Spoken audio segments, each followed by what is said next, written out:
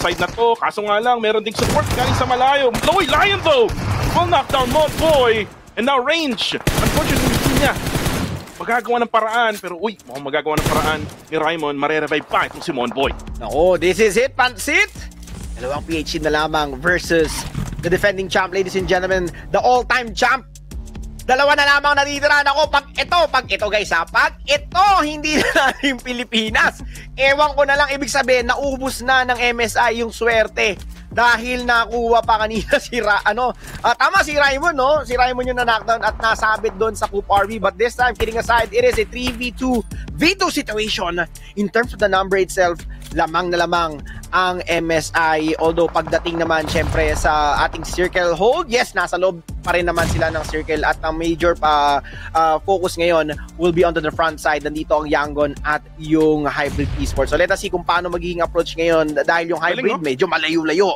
Ang daming mga trenches and even itong mga small ridges na pwedeng gamitin ng Hybrid Esports. Grabe, isa-isa lang! Sabi niya isa-isa lang! Kumbaga parang literal na nasa simulator. Itong dalaw ng Hybrid, parang true to life yung galawan nila.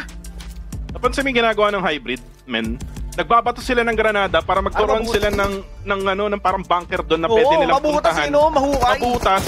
Imbis na i-pickaxe, i-granada na lang natin. Sabi nila, grabe yung mindset, no, ng mga rookies ng PMCL, which is yung Hybrid XRA Esports. And right now, nakafocus ang MSI so YG. Kaso nga lang si Capo nakita na nga, and eventually all players of a Hybrid XRA will be eliminated, though nakakuha nga sila ng 10 eliminations. And here comes the final battle, YG versus MSI. Na grabe mukhang tama yata ang hula ng mga viewers natin. Mukhang manok para sa Pinas to.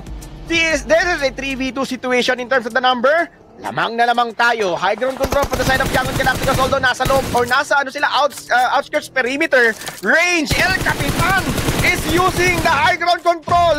Pinapaliguan niya ng mga bala from his play. Although nasa loob ng smoke, hindi ka pa fast sa loob ng e-coms. And this time, MSI slowly but surely binamati nila. Chine-checkmate kayo yung kanilang mga kalaban. This is the rematch of the century.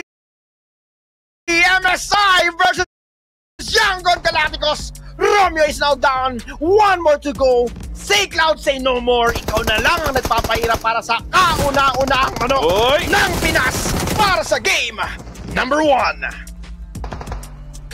Nice play from MSI. Misfit International gets the first winner chicken dinner of day number 2.